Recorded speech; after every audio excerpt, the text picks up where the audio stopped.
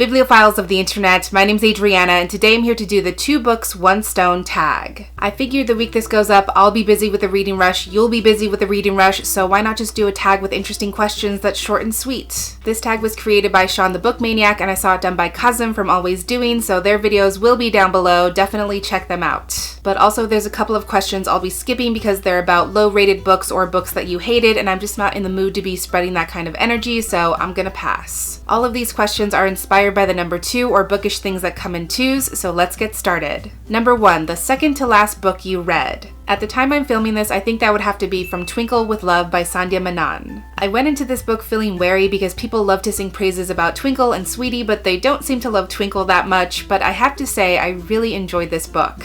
The format, the reoccurring themes, the romance, all of it just worked. It was great. Number 2, the second book from the top of your TBR. Again, at the time I'm filming this, I think that would have to be The Princess Who Flew with Dragons by Stephanie Burgess. I requested this arc from the Bloomsbury Children's Division. It's an upcoming middle grade fantasy story set in a world full of dragons, and I think the main character is pen pals with a dragon who turns into a human or something like that, and I'm just really excited to see what it's all about.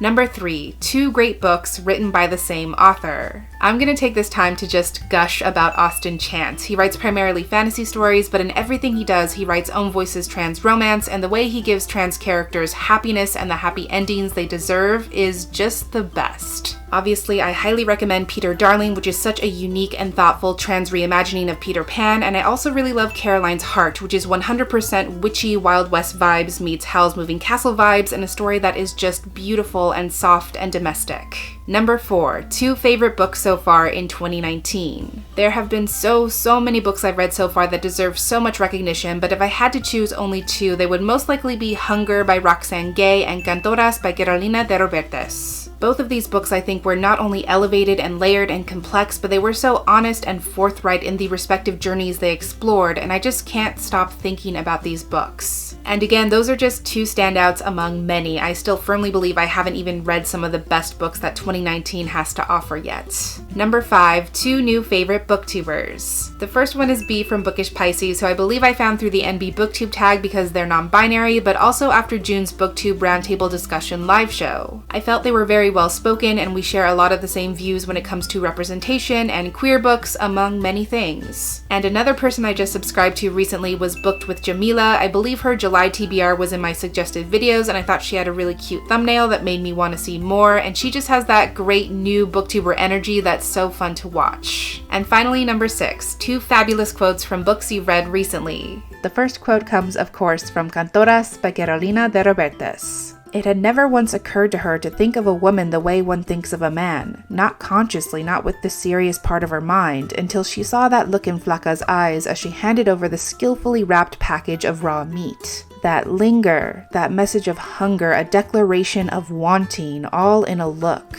She hadn't known that women were capable of it. She expected it from men, saw it in them every time she walked down a city street. But from a woman, it caught her off balance. She pretended not to notice and quickly tucked the meat into her shopping bag. All night as she cooked and nodded at her husband's long complaints about work and washed the dishes while he watched the television news anchors tell their same dull lies, she thought about that gaze. What it might mean, what it could possibly mean for a woman to look at another woman that way. Perhaps she'd made it up, misunderstood, she thought as she dried wine glasses. It was nothing. She was being stupid.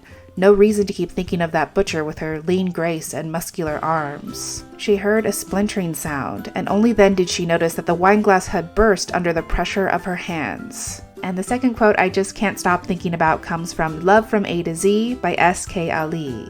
The world is a mysterious place. On the one hand, its size can be measured and recorded and verified, its marvels and oddities captured in complex empirical detail. On the other hand, its size is relative to our mind's perception of it, its marvels and oddities only extending to how far our vision goes. For some of us, this means the world is small, including only those we see as belonging to it, people related to us, people who look like us, dress like us, think like us. For For others, it's medium size and includes those we connect to through some similarity, some trait that pings familiarity within, which then allows us to overlook the differences between us and them. And then there are those who can see the world as huge, as the actual size it measurably is. Huge enough to include vast differences, people with nothing in common with one another except a beating heart and a feeling soul. These two, heart, soul, being the strongest connection between us all.